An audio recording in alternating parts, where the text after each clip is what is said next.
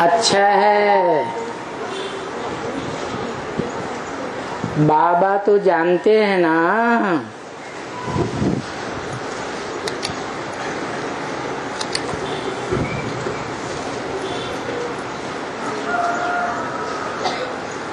आप भी जानते हैं कि बाबा क्या कहना चाहते हैं।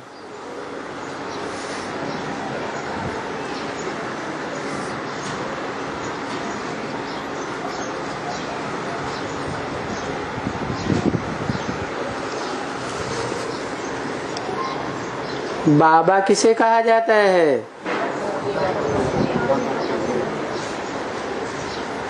साकार और निराकार के मेल को बाबा कहा जाता है।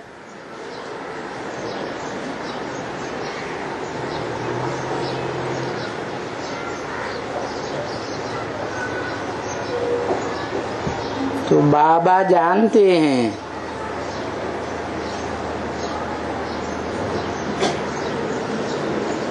कि क्या कहना चाहते हैं। आप भी जानते हैं। बाबा का ये संदेश सभी तक पहुंचाना है।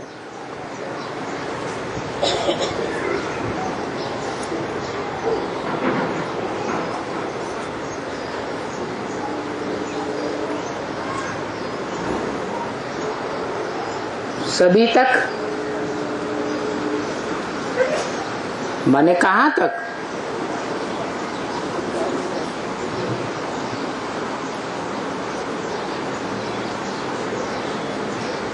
है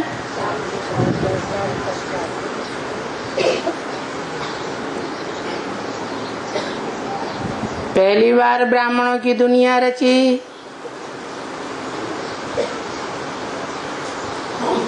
ओम मंडली नाम पड़ा।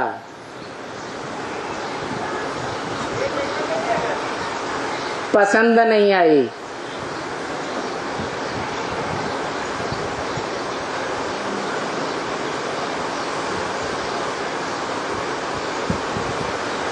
डिसमिस कर दी।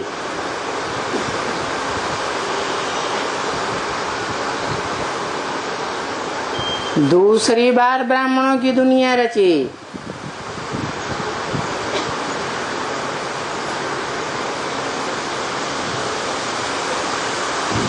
तो ब्राह्मणों के संगठन का नाम रखा ब्रह्मा कुमारी ईश्वरी विश्वविद्यालय।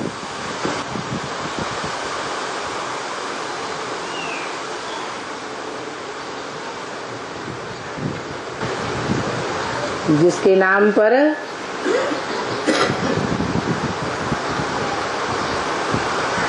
ब्रह्मा कुमारी ईश्वरी विश्वविद्यालय नाम रखा, वो नामधारी भी 18 जनवरी सन 69 को अव्यक्त हो गया।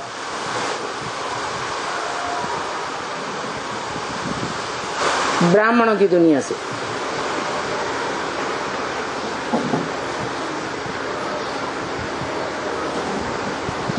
फिर क्या हुआ?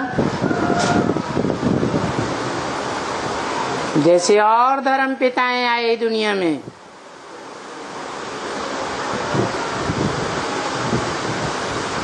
तब तक उनके धर्म संगठन की उन्नति होती रही। वो धर्म पिताएं चले गए, उनके फॉलोअर्स ने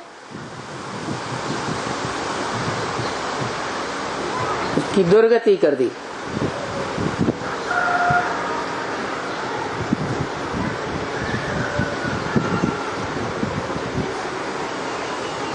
ऐसे ही दादा लेखराज ब्रह्मा के शरीर छोड़ने के बाद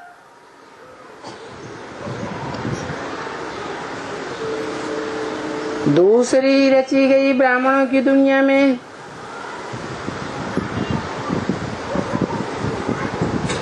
विघटन की शुरुआत हो गई।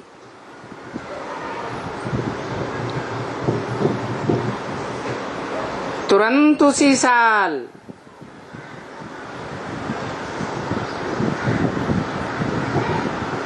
अपने अपने जौन स्थापन कर लिए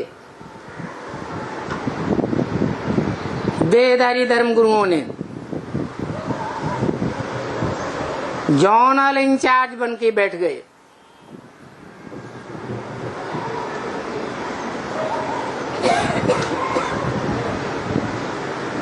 जो ब्राह्मणों का संगठन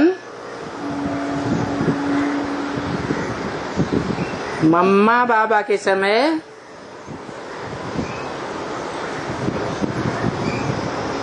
एक केंद्र माउंट आबू से संचालित होता था,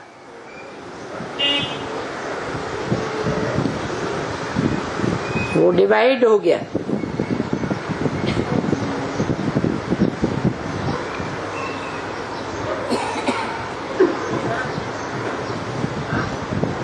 जैसे पहली बार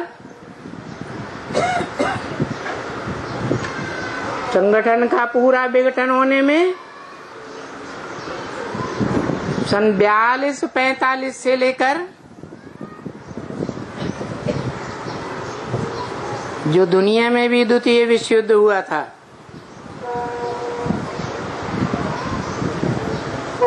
हिरोशिमा लोप हो गई।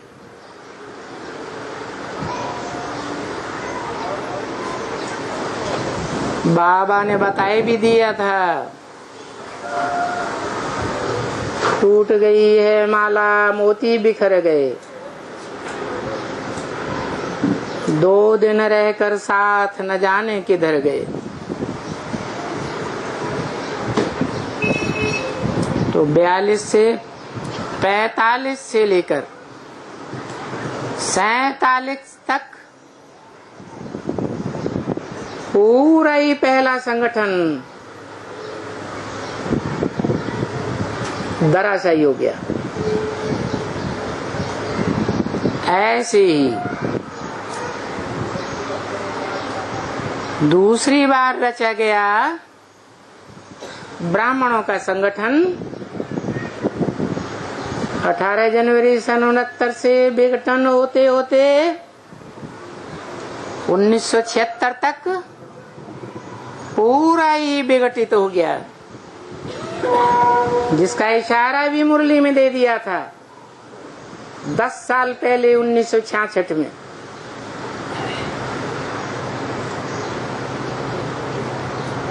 दस साल में पुरानी दुनिया का विनाश, नई दुनिया की स्थापना होगी।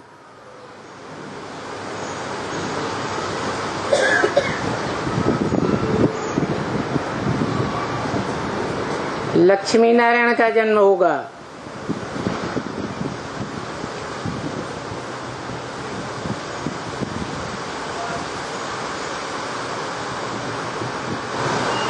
तो 1976 में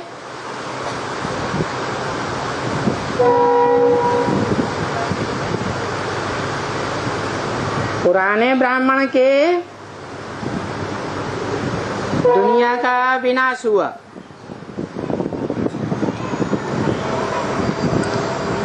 और नई ब्राह्मणों की दुनिया, जिसे एडवांस ब्राह्मणों की दुनिया कहें,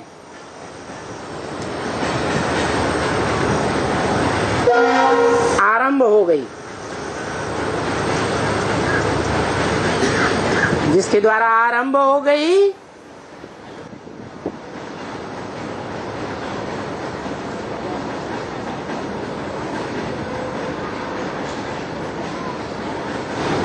उसके द्वारा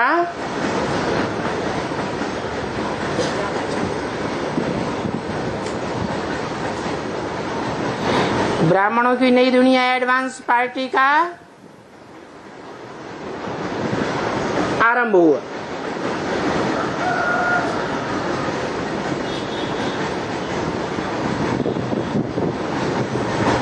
और जैसे शास्त्रों में लिखा है,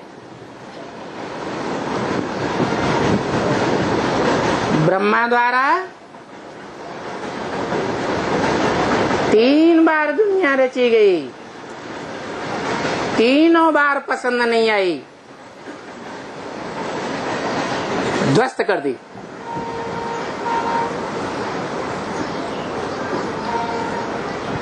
ये तीसरा एडवांस पार्टी का संगठन उठा,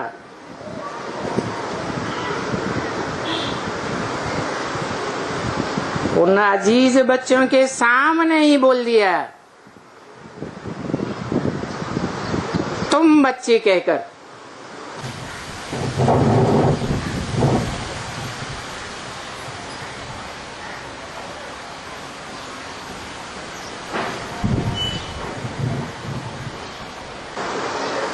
चालीस से 50 वर्ष के अंदर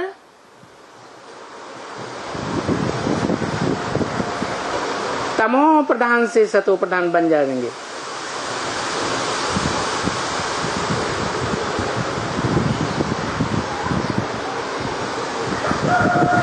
दूसरी ब्राह्मणों की दुनिया और पहली ब्राह्मणों की दुनिया, दोनों के संगठन का आरंभ और अंत 40 वर्ष के अंदर हुआ।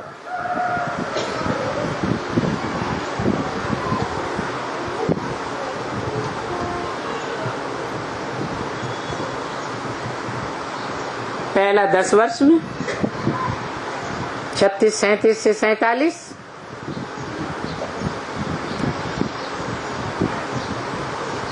और दूसरा 47 से लेकर 76, 77, 77 को संपूर्णता वर्ष कहा, जिसका 76 में बाप का प्रत्यक्षता वर्ष मनाया गया।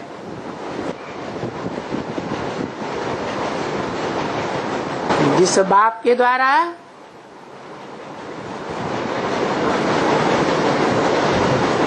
ब्राह्मणों की वही बीज रूप दुनिया का आरंभ हुआ,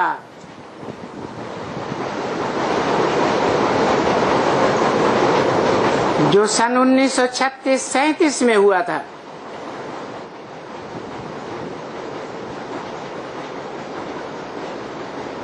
यहाँ भी 40 वर्ष का समय दिया हुआ है। 76, 77 से लेकर 2017, 2018,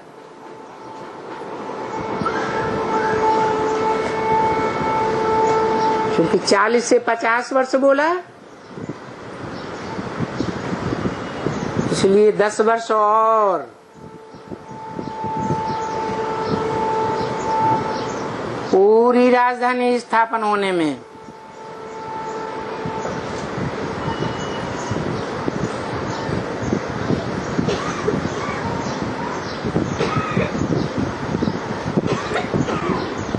परंतु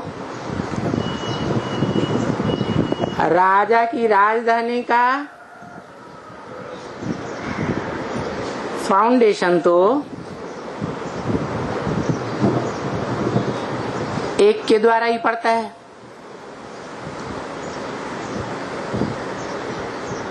और ये तो दुनिया की सबसे सशक्त अव्वल नंबर की राजधानी स्थापन होने जा रही है। परंतु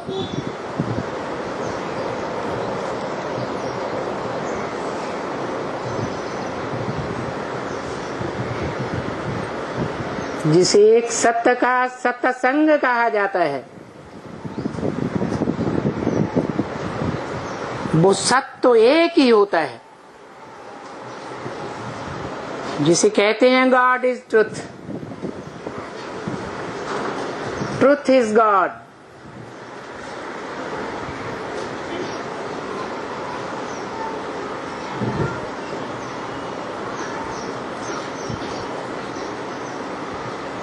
जो दुनिया में सच्चा पातशाह कहा जाता है,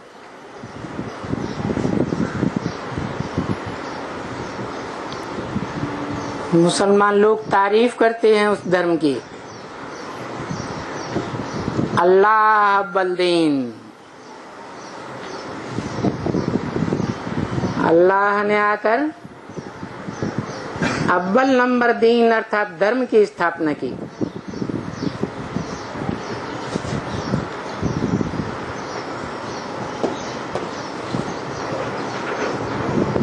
तो साबित हो जाता है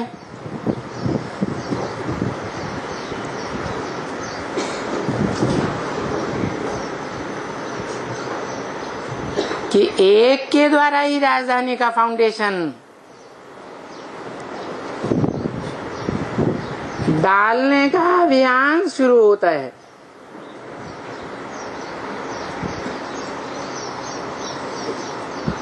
और जो राजा की धारणा शक्ति रूपी राजधानी तैयार होने जा रही है, उसका रूप तो छोटा ही होगा।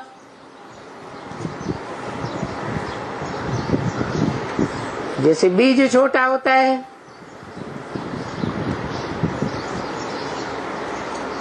परंतु राजधानी में तो सब तरह के चाहिए ना।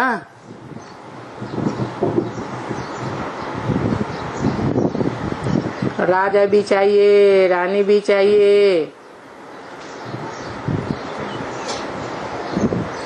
राज्य अधिकारी भी चाहिए, राज परिवार के भांति भी चाहिए, दास दासी भी चाहिए, चंडाल भी चाहिए।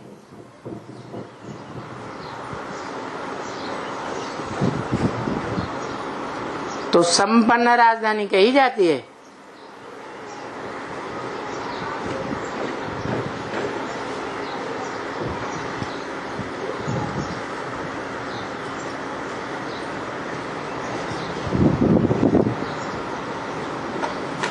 जब है ही सच्चा पातशाह,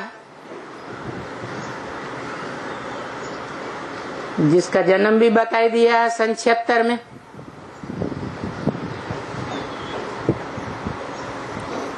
सतहत्तर में संपूर्णता वर्ष,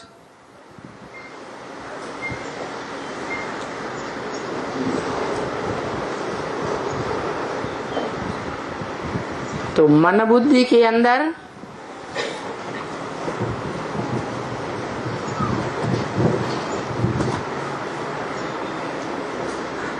विश्वास और पक्का निश्चय बैठने की बात है।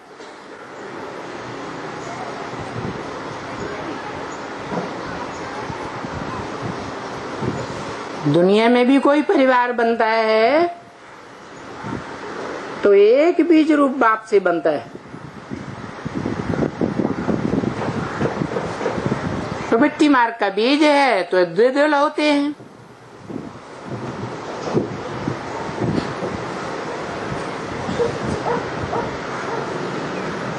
दोनों दलों का कनेक्शन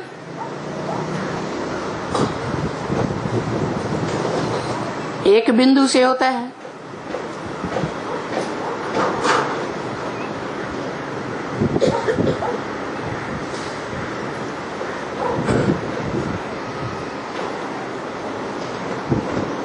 तो यहाँ ब्राह्मणों की दुनिया में भी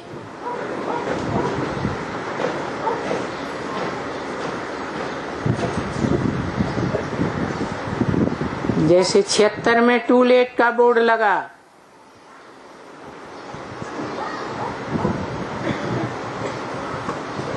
जिसका अहम ऑब्जेक्ट दिया था नर से नारायण बनना है और नारी से लक्ष्मी बनना है।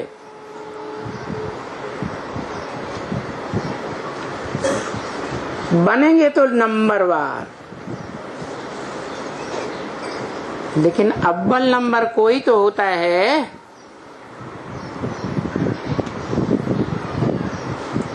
जिसको आगे रखा जाता है। जो अव्वल नंबर है उसको कहा जाता है अलफ। खड़ा रहने वाला पुरुषार्थ में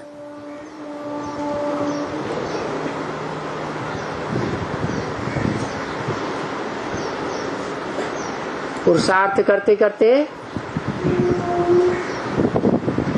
नर से डायरेक्ट नारायण नहीं मन पाता। उसी जीवन में, मन पुरुषार्थ जीवन में पड़ जाता है, गिर जाता है, तो उसको बताया बे। उर्दू का पहला अक्षर अलफ खड़ा हुआ डंडा होता है, दूसरा अक्षर बे पड़ा हुआ डंडा होता है।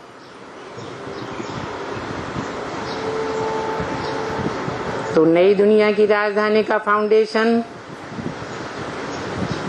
जिसे एक के द्वारा लगाया जाता है, उसी के लिए गीता में बोला है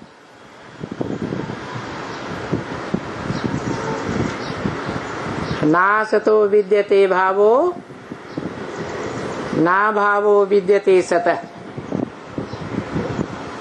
जो सत्य होता है, सच्चा होता है, उसका इस दुनिया में अभाव नहीं है,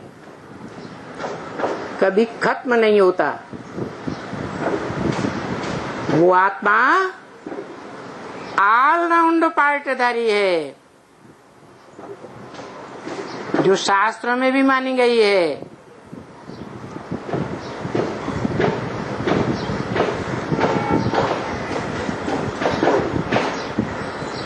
एक ही व्यक्तित्व है 33 करोड़ देवताओं के बीच, जिसे आदि देव कहा जाता है।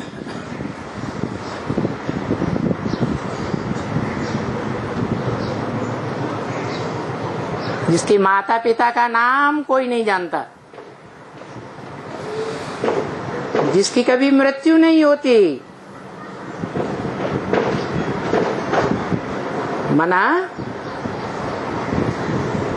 पार्ट की मृत्यु नहीं होती।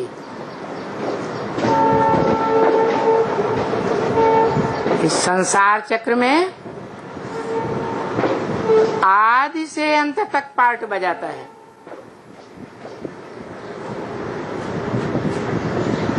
एक सेकंड का भी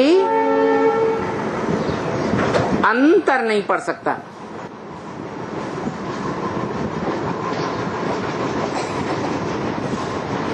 लेकिन महामृत्यु के समय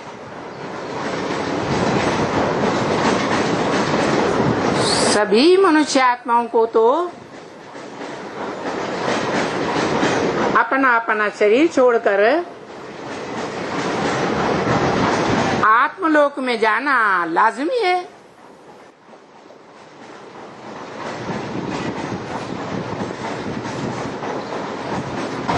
तो बताया ब्रह्म वाक्य में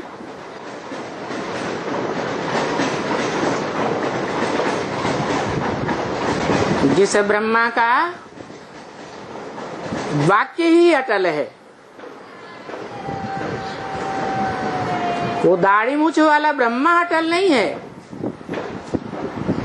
अखंड नहीं है। लेकिन ब्रह्मम वाक्यम जनार्दनम कहा जाता है।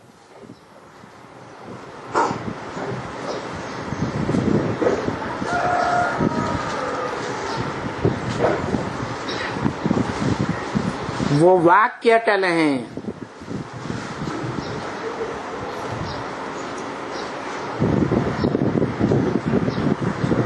उसी वाक्य में बोला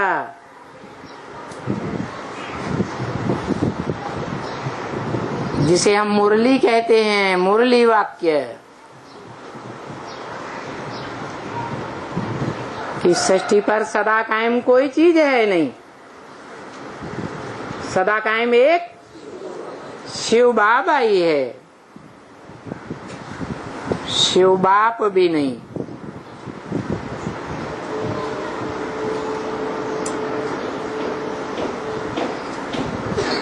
क्योंकि शिव बाप बिंदी का ही नाम है। जैसे हम आत्मा निराकार बिंदी, हम निराकार बिंदी, आत्माओं का बाप भी बिंदी निराकार, उसको साकार शरीर होता ही नहीं, इसलिए वो सिर्फ बाप है। हम बिंदु बिंदु आत्मा रूपी भाई भाइयों का दूसरा कोई संबंध नहीं।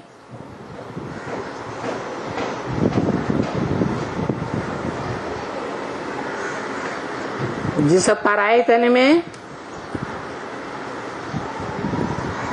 मुकर्रर रूप से प्रवेश करता है,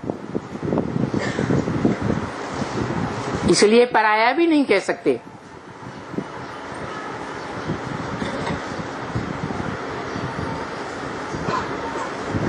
जिसमें अपनत्व पैदा होता है,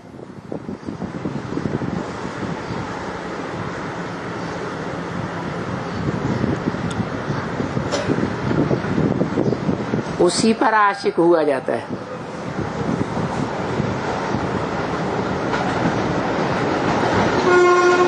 और परिवार बनाने के लिए हर पिता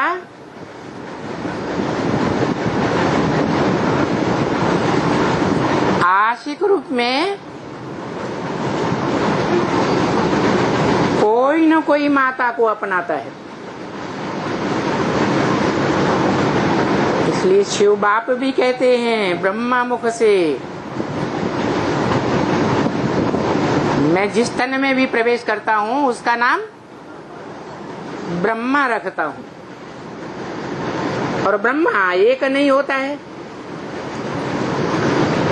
अनेक नामधारियों के नाम ब्रह्मा। चित्र भी मिलते हैं, मूर्तियां भी मिलती हैं, चतुर्मुखी ब्रह्मा, पंचमुखी ब्रह्मा, परंतु दुनिया में उनकी पूजा नहीं होती, मंदिर नहीं होते, कोई याद नहीं करता।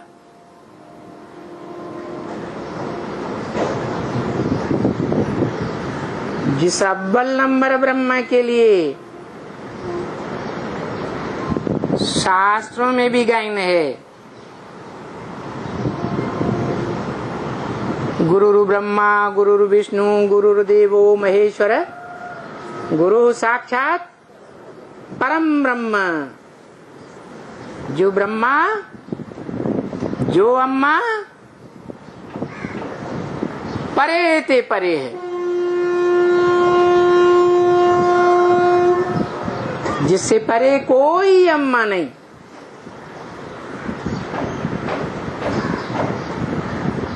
और वो अम्मा भी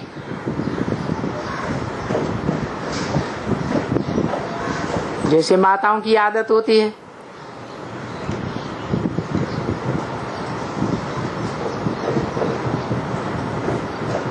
सुनी सुनाई बातों से भारतवासियों ने दुर्गति पाई। क्यों? क्योंकि माताएं सुनी सुनाई बातों पर जल्दी विश्वास कर लेती है। नहीं तो बाबा ने बोला है,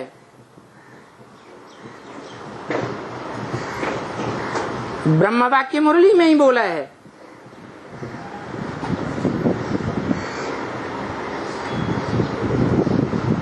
तुम बच्चों को एक से सुनना है, अनेकों से सुना तो विविचारी ज्ञान हो जाएगा, शूटिंग पीरियड में भी विचारी ज्ञान हो जाएगा। तो 5000 वर्ष के ब्रॉड ड्रामा में भी है, वो आत्माएं विविचारी ज्ञान धारण कर लेंगी। जो हिस्ट्री में प्रसिद्ध है कि भारत जो मातृ देश कहा जाता है,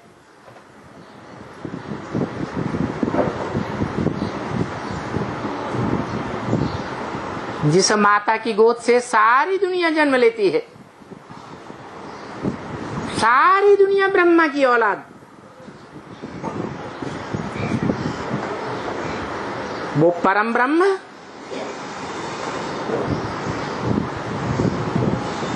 वो भी अव्वल ब्रह्मा होने के नाते भले जहां जन्म लेता है उसी जीवन में कन्वर्ट नहीं होता, लेकिन माता में एक बहुत बड़ी कमी होती है। क्या? मोह की भारी कमी होती है। जो बोला, माताओं का अगर मोह पर विजय हो जाए तो समझो पास हो गई। लेकिन नाम ही है भारत माता, काम ही है उनका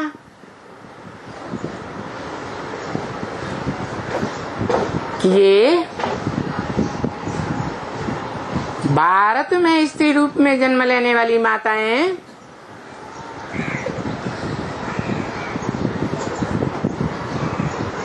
और उनके प्रभाव में आने वाले बच्चे 2500 वर्ष की हिस्ट्री में टाइम टू टाइम जो धर्म पिताएं आते गए,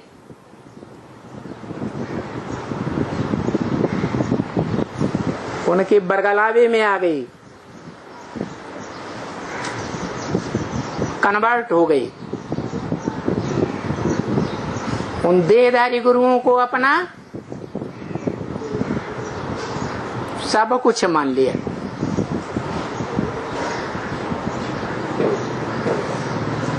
कोई दूसरे धर्म की आत्माएं जो डायरेक्ट धर्म पिता के पीछे पीछे उतरती हैं, वो कभी भी दूसरे धर्म में कन्वर्ट नहीं होती।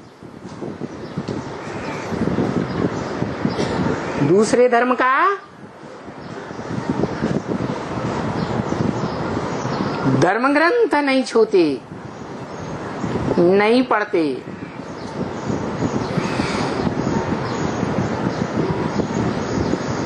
ये भारत देश ही है, भारतवर्ष के ये भारतवासी ही हैं जो अपने धर्म पिता को भूल जाते, धर्म ग्रंथ को भूल जाते।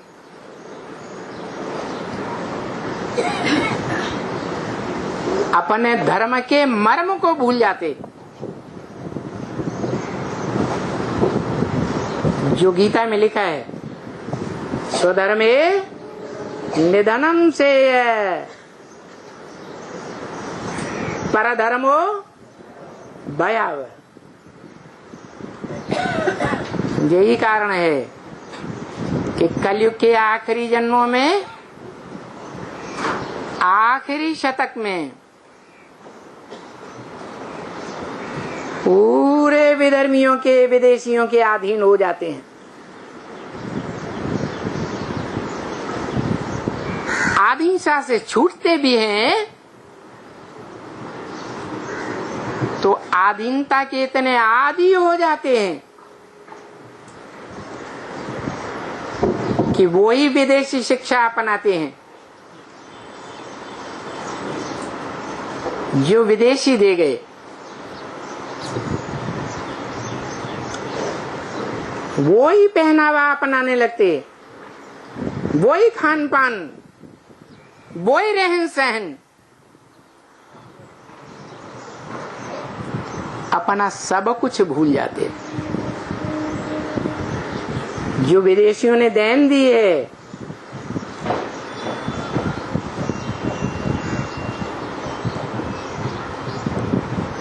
हमारी सभ्यता देखो कितनी ऊंची है।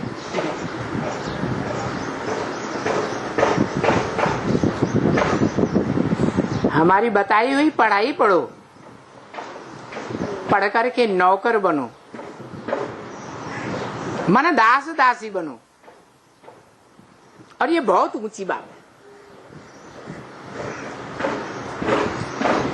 देखा जाए तो आज भारत के नौजवान जो जहीन माने जाते हैं, और उनके माँ बाप भी उन बच्चों को भारत की सेवा करने के लिए नहीं उकसाते, विदेश में नौकरी करने के लिए भेज देते हैं।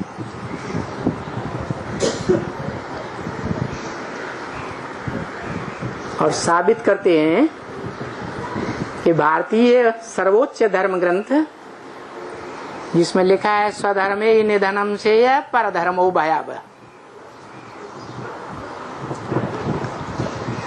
अपनी ज्योति बिंदु आत्मा के धर्म में रहते हुए, संघर्ष करते हुए शरीर से मर जाना भी अच्छा है।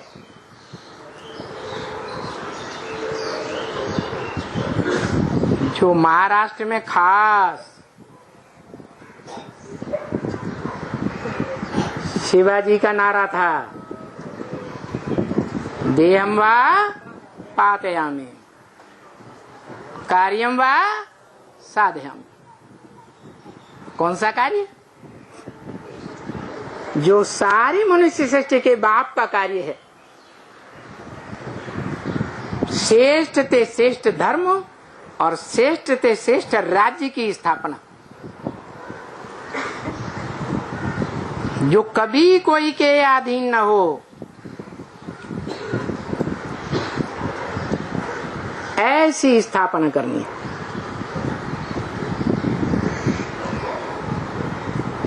लेकिन ऐसा लक्ष्य लेने वाले 5 पांडव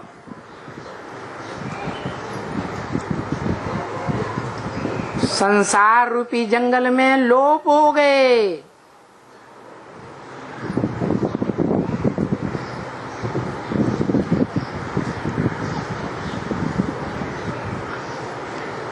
बहुत प्रयास करने पर कलयुग के अंत में अगर कहीं मिलते भी हैं, जो शास्त्रों में गायन है कि पांडवों ने लंबे समय तक वनवास लिया, और वो वनवास का समय कहाँ बिताया है? काम्पिल्य नगर में।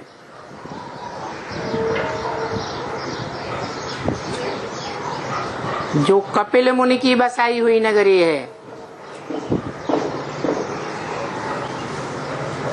कपिल मुनि सांख्य शास्त्र के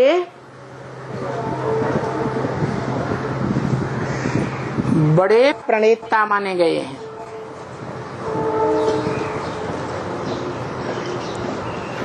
सांख्य का अर्थ है सह आख्या, अर्थात विस्तृत व्याख्या के साथ जो बात समझाई जाए उसका नाम है सांख्य। और गीता में कहा है सांख्य योगो पृथक बाला प्रवदन्ति ना पंडिता। सांख्य और योग ये अलग अलग नहीं है। जो सांख्य है वही योग है। इसलिए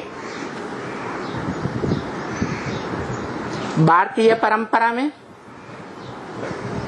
गांव-गांव में, शहर में, देश में, विदेश में जो भी खुदाइयां हुई हैं उनमें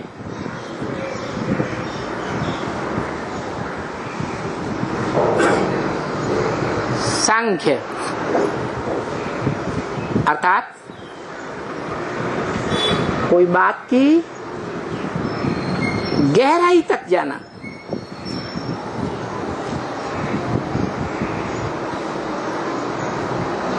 अच्छे से समझना,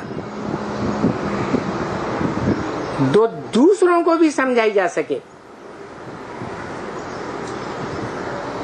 कोई कितना भी प्रश्न उत्तर करे,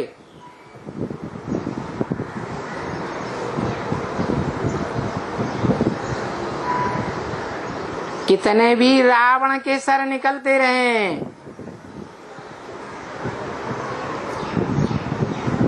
राम के बाण मार मार करके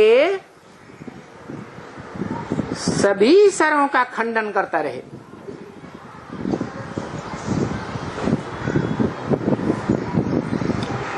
अंत तक खंडन करता रहे। जब तक कि 16,000 नरसेनानियां, जिनमें आधी शुद्ध खून बहाने वाले और आधी अशुद्ध खून, काला खून बहाने वाली नाड़ियां होती हैं, वो नाड़ियों का मेल नाभि में हो जाए और वो नाभि कुंड में ऐसा बाण लगे जो रावण का क्रियाकर्म हो जाए।